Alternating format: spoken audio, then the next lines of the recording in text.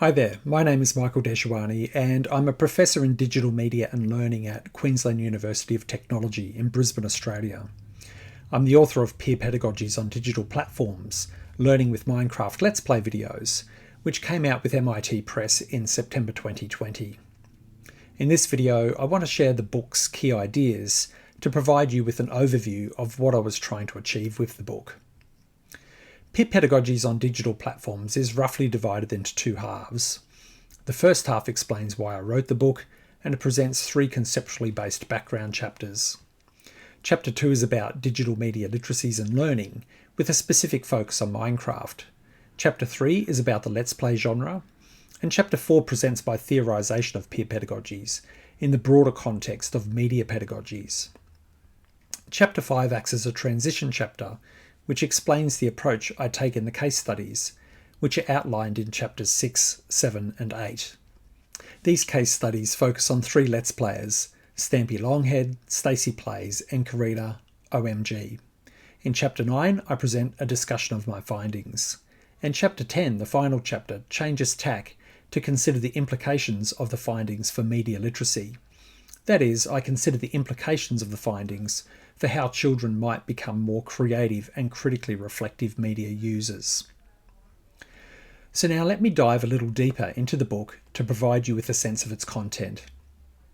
The central thesis of Peer Pedagogies on Digital Platforms is that Minecraft Let's Play videos are hugely popular because they provide children with models for Minecraft play, and they do this in entertaining and authentic ways. We know from research and everyday observation that children in their millions have moved from watching set-top television to YouTube as a source of entertainment, and Let's Play videos are one of the key YouTube genres that draw their attention. A Let's Play video is a recorded gameplay session in which a gamer records their live gameplay and a voiceover commentary to entertain and inform their audience. My contention is that Let's Play videos are successful not only because of their unique application of video entertainment conventions, but because they offer opportunities for learning via what I refer to as peer pedagogies. The book's focus is not on formal school-based learning, but rather the kind of informal learning that occurs when individuals seek knowledge about their personal passions and interests. I contend that pedagogical relationships, that is, relationships in which knowledge and skills are exchanged, are frequently central to interaction on digital platforms. To date, little attention has been paid to peer pedagogical relationships fueled by fandom and impassioned learning, and there has been little focus on how children learn from and with social media micro-celebrities of the kind that become famous making Let's Play videos. I focus on the parasocial relationships children form with YouTubers and argue that Let's Players aim to connect with fans on a much more personal level than media celebrities like television presenters and celebrities did in the past. The book focuses on family-friendly Minecraft Let's Players who loosely form a YouTube-based micro-industry, which is monetized in part by the Google AdSense system. Their impact on children's culture is not small, though. Micro is used to describe how contained the industry is in comparison to traditional media industries, but it has been hugely profitable for a select number of Minecraft Let's Players and for YouTube as a commercial platform. The book's title requires some explanation, particularly the terms digital platforms and peer pedagogies. Digital platforms are social media services like Facebook, YouTube, Twitter and Instagram, and gaming systems, whether these are on a computer, a touchscreen or a game console, and they are both technological and socio-cultural. Montfort and Bogost's 2009 theorisation of the idea of platforms is useful in thinking about this idea further. Their consideration of the Atari 2600 as a platform is deeply informative, particularly about the underlying hardware, software, and affordances that lead to user experience on platforms. but it is useful to think further about the socio-cultural implications of technological platforms. In the book, I draw on John Hartley's concept of platforms as enabling social technologies to think about Minecraft and YouTube as platforms for learning. In addition, Minecraft can be thought of as what Marcia Kinder referred to in the early 1990s as a media supersystem. Minecraft is not just a game. It includes a variety of elements across different versions, online resources, events, cross-platform presence, publications, merchandise, toys, fiction, and internet ephemera such as memes. Minecraft is experienced as a form of what Henry Jenkins would call convergence culture. With regard to peer pedagogies, I use pedagogy to describe a broad set of practices that occur in relationships between people when knowledge and skills are being shared. And this occurs outside of schooling in everyday life and in relationships with the media. This has been well established by a range of scholars, including Umberto Eco in the 1970s, when he talked about television as learning, Henry Giraud in his work on pedagogy and popular culture in the 1990s, Elizabeth Ellsworth's work on accounts of cinema's mode of address, performativity and learning, and John Hartley's 1990s scholarship about informal learning and television, and his 2010's work on the internet, and particularly YouTube, as a site for learning. My argument is that pedagogical relationships on digital platforms often have a different structure and power dynamic than do school-based pedagogical relationships. They increase the opportunities for less hierarchical pedagogical relationships to occur, and they are therefore potentially more peer-like. These relationships are not based on age, but on shared passions and interests. I want to be clear that my argument is not that there is no hierarchy or power relationship in peer pedagogies, but rather that there is more opportunity for these relationships to be less hierarchical because they are often based on shared passions, forms of friendship, and a desire for individuals to reduce social distance. Several types of learning potentially occur when children interact with Let's Play videos. Learning about the game and gameplay, learning how to act and socially interact in and around the game, learning how to make connections across various types of information about Minecraft and Let's Players, and learning how to participate in popular culture. So what is the Let's Play genre? Let's Plays are one of the most popular YouTube genres, attracting billions of views per year. Understanding Let's Plays and gaming content on YouTube more broadly is central to understanding an important aspect of YouTube's popularity and audience practices. In a typical Let's Play video, we see someone playing a video game while they simultaneously record a voiceover commentary. Sometimes we see a small picture-in-picture image of the Let's Player in the corner of the screen, so we see the expressions on their face as they play, but this is not always the case. An individual recording can be thought of as an episode, and an episode frequently contributes to a series of videos which may be organised around a goal, theme, or broader storyline. Some Let's Players post several times a week, if not daily, and so they build up a significant back catalogue of videos over time.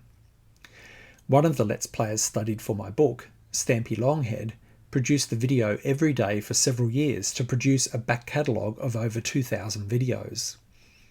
Although he began producing these videos in about 2014, many of the videos continued to receive thousands of views per day.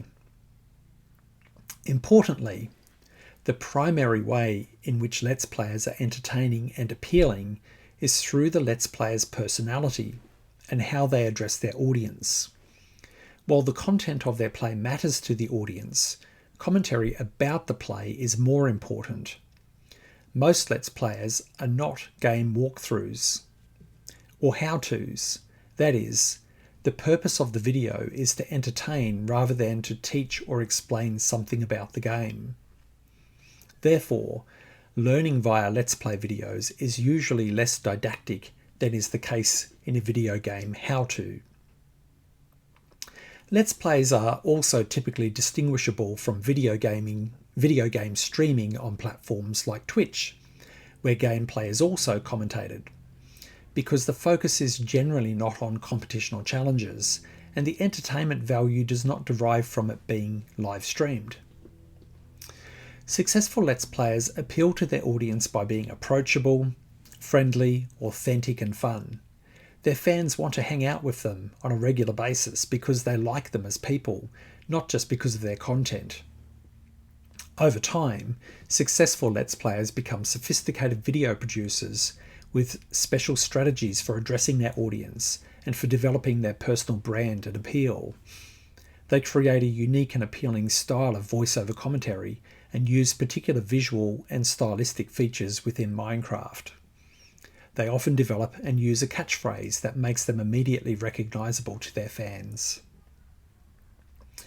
In the book, I argue that fans often develop parasocial friendships with Let's Players, and Let's Players actively aim to reduce social distance with their fans, often by disclosing personal information about themselves.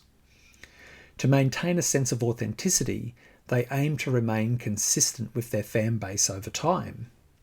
In this context, the idea of peerness relates to the nature of the relationship between Let's Players and their fans. To remain authentic, Let's Players tend to reveal information about themselves and their personal lives as an aspect of what Nancy Bain calls their relational labour. There is a tension between Let's Players' aim to remain authentic to their fans and the success some have in monetising their content. Let's Play production can be thought of as a form of what Stuart Cunningham and David Craig call social media entertainment. Making Let's Play videos can be highly lucrative, with the most successful Let's Players generating millions of dollars in revenue, not just through YouTube's Google AdSense revenue system, but by leveraging their popularity to create other income streams across social media platforms and through more traditional means such as book contracts, live tours, and by selling merchandise. On YouTube, there are thousands of Let's Players who make many different games, but one of the most played is Minecraft, and Minecraft Let's Play videos made for children have been amongst the most successful. My book focuses on a group of Minecraft family-friendly Let's Players, several of whom have been highly successful.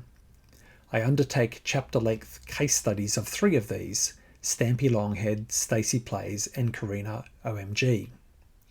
I chose these 3 for several reasons, but one of the main reasons was the way that each of these Let's Players creates a social persona that appeals to children through enacting social good beyond gameplay. Stampy does this by aiming to educate his fans about mindful online participation, Stacey by promoting ethical animal care, and Karina OMG by modelling good sibling interactions as she plays alongside her brother. I'm not going to outline findings about the case study Let's Plays in this video, as it is difficult to do justice to any one of the Let's Plays in a short video when the chapters are available to read. Okay, so I'm going to switch focus now to provide you with a brief overview of the methodological techniques I used to undertake the analysis for the project. After watching this video, you might like to try out some of these techniques yourself. If you are taking part in my workshop, you will have a chance to do this with other participants. I used 4 main methods: video analysis, comment analysis, analysis of fan art and fan fiction, and profile construction. I started with video analysis, which involved 2 phases. In the first phase, I chose 10 videos for each of the case study Let's Players and watched them closely, identifying genre codes and conventions, stylistic features, tropes, content, mode of address, and so on. In the second phase, I more casually watched dozens, sometimes hundreds of other videos for each of the Let's Players to confirm my close readings and noting any features not present in the original analysis. Next, I used comment analysis. At the time I was undertaking data collection in 2018 and 2019, comments were still enabled for most of the Let's Play videos I was interested in. However, in 2019, YouTube began removing comments from channels assumed to have a children's audience. I used a YouTube comments scraper site to download comments from several videos for each of the Let's Players and downloaded these into a spreadsheet.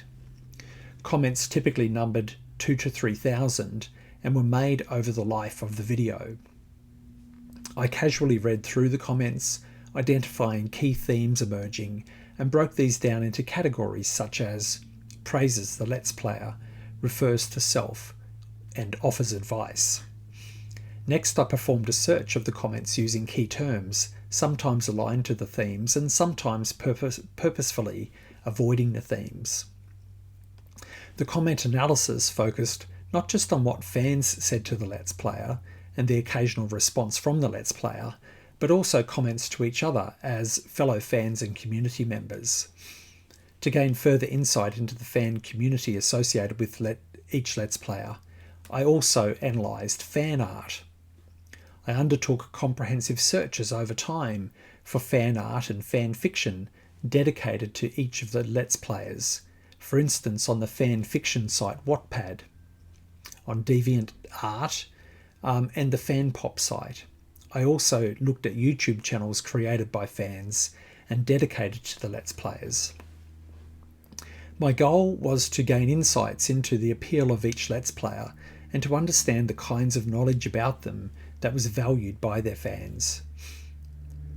The last broad method I used was to undertake profile construction. I aimed to build up a profile of each Let's Player by accessing available online materials via extensive online searches over time. This included a cross-platform analysis to understand each Let's Player's activity on other platforms such as Instagram, Facebook and Twitter. I used the social media analytics site socialblade.com to access data about each Let's Player's subscription numbers, including weekly subscribers and daily video views. I also conducted searches for articles and online videos about each of the Let's Players. Stampy, for instance, was featured in the UK media in the initial years of his success on services like the BBC. I was able to locate reasonably extensive video footage of both Stampy and Stacey Plays speaking about their channels at conferences and conventions. I was also able to locate news articles about both Stampy and Stacey Plays. These two also keep video blogs, which often provide contextual information about their Let's Play activity. There was less contextual information of this kind available for Karina OMG, presumably due to her age. However, I was able to supplement my understanding of Karina by looking at her other social media activities, as her family is highly active on several social media platforms. Finally, I conducted searches for merchandise and published materials associated with the Let's Players. Both Stampy and Stacey, for instance, have published successful books associated with their channels. So, that's all from me for now. If you are taking part in my workshop, I look forward to speaking with you about these ideas and answering any questions you might have. And if you would like to know more about the project, I would be thrilled if you took the time to read the book. It includes lots of detail about both the theory and the methods that I wasn't able to present in this video. Thank you.